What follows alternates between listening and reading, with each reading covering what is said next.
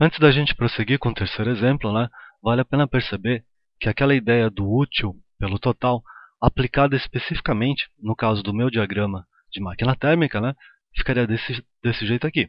Rendimento é igual, a parte útil é o trabalho, dividido pelo total, que seria o calor quente, né, o maior calor que está presente naquele esqueminha ali. E aqui do lado eu escrevi aquela ideia que a soma do que entra é igual à soma do que sai. Então, na máquina térmica, o calor quente seria, que é a entrada, né, a soma do calor frio mais o trabalho, que seriam as duas saídas. Tá bom? O que acontece nos livros didáticos, né, é que eles pegam isso aqui e substituem na formulinha para quê? Para obter fórmulas para casos específicos. Então, por exemplo, se eu pegasse o trabalho aqui em cima, isolasse aqui, né, trabalho é igual calor quente menos, passaria o calor frio para lá, né, menos o calor frio. Então, se eu substituir aqui o trabalho por calor quente menos calor frio, vale a observação que eu estou fazendo a dedução só para vocês entenderem o que acontece nos livros, tá bom? Não necessariamente você precisa saber isso aqui. A fórmula ficaria assim. Em seguida eu faço um truque matemático. Na verdade eu vou para trás, né? Isso aqui seria tirado o mínimo. Antes de tirar o mínimo, eu poderia escrever isso aqui assim. Calor quente sobre calor quente, né? Separar em duas frações. Menos calor frio sobre calor quente. Esse termo aqui dá 1, né? Cancela em cima, cancela embaixo. Você tem essa outra fórmula de rendimento que é muito presente em livros didáticos. 1 menos calor frio sobre calor quente. Só que eu vou insistir com vocês, se você souber fazer o esqueminha, né? Isso aqui é completamente desnecessário.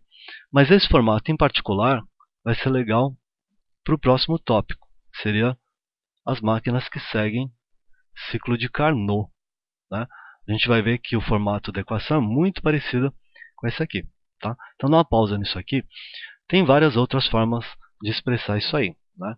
Poderia, por exemplo, ao invés de substituir o trabalho por calor quente menos calor frio, substituir o calor quente por calor frio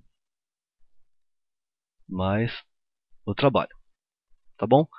Quem ainda não entendeu, cada uma dessas equações é específica para um conjunto de dados que você tenha. Por exemplo, essa equação aqui, você poderia aplicar direto quando fosse dado apenas o calor rejeitado para a fonte fria, né, e o calor total recebido na fonte quente. Só que é completamente desnecessário porque qualquer dois dados que eles passarem para vocês, ao fazer esqueminha da máquina térmica, você descobre o terceiro pelo bom senso. Tá? Então, essas equações todas, ao meu ver, são desnecessárias. Você está decorando aí, ok? Bom, aquela dedução que eu fiz anteriormente, naquele formato, rendimento é igual 1 menos calor frio pelo calor quente, eu havia dito que o formato até era interessante porque me levaria à equação de Carnot, né? Que seria isso aí. Eu comentei com vocês que o rendimento de máquina térmica, né, na realidade, ele não é alto, né? Você lembra que é 30, 40%, algo parecido. Tá? Então, lógico, quando o engenheiro constrói uma máquina térmica, ele gostaria de saber, né, ter um referencial de como é que ele deverá fazer para ter a máquina térmica com o maior rendimento possível nas condições que ele estivesse trabalhando. Né? Isso existe, esse modelo teórico é chamado de Carnot. Né? O que seria isso? Seria, em termos de gráfico de gases, né, duas adiabáticas e duas isotermas. Então eles usam esse ciclo de Carnot como referencial para saber que se eles conseguissem ajustar a máquina térmica para essa máquina de Carnot, né, eles teriam o máximo rendimento possível. Tá? Aqui vale a observação de novo. Máximo rendimento possível, seja lá quanto for, jamais será 100%.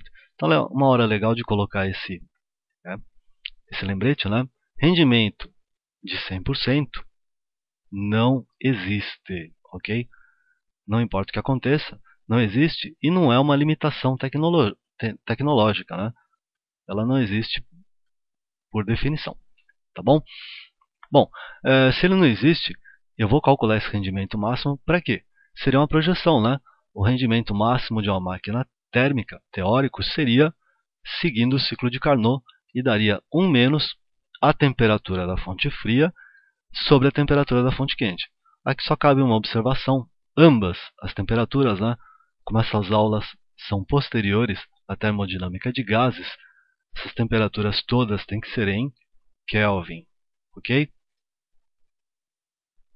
Jamais em Celsius, né? Como exemplo desse raciocínio que eu acabei de passar para vocês, vamos resolver a seguinte questão, ser exemplo 3, né?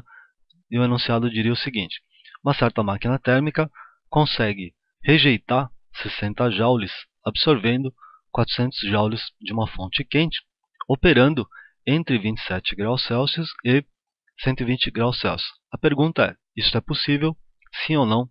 Justificar, né? Então, a princípio, a gente pode começar, como todos os outros exemplos, né? 400 joules de entrada, 60 joules aqui. Você teria uma parte útil, né, de 340 joules aí. Só lembrar, a soma do que entra é igual a soma do que sai, tá bom? Aqui eu posso utilizar a formulinha de Carnot para calcular, e é bom que vocês grifem, né, o máximo rendimento teórico, ok? Como é que ficaria? 1 menos, que você deve dividir a menor temperatura, temperatura da fonte fria, né, em Kelvin, então somado 273, pela maior temperatura, mesma regra, 127 graus Celsius, né, transformado para Kelvin, somando 273. O que eu obteria aí? Teria um rendimento máximo teórico de 1 menos em cima da 300, embaixo da 400. Claro, você pode fazer a conta separadamente, né? Se eu cancelar aqui, eu obteria 1 menos 3 quartos, 0,75. Aqui é mais fácil do que tirar o mínimo, né? Então seria 0,25. Em outras palavras, não importa o que essa máquina faça, né? Ela poderia dar no máximo, rendimento teórico máximo de 25%. O que eu vou fazer agora é calcular o rendimento que ela teve mesmo e comparar. Se for maior que isso aqui, é impossível acontecer. Tá? Se for menor, seria possível. Então, rendimento agora no esquema, né, daria quanto? A parte útil, sempre identifica, né? No caso seria 340, seria o trabalho, dividido pelo total, no caso 400. Você cancela um zero, divide por 2, daria 17, divide por 2 embaixo, sobre 20, ok? Faz a continha, 0,8, nem precisaria continuar, né? Que não vai dar certo, mas seria 80 e poucos por cento. Não vai dar certo em que sentido? Esse rendimento que a pessoa alegou que conseguiria obter, né, é maior do que o máximo rendimento teórico possível. Então a resposta é que essa máquina térmica seria inviável, né? Ela não faz o que ele está dizendo que faz.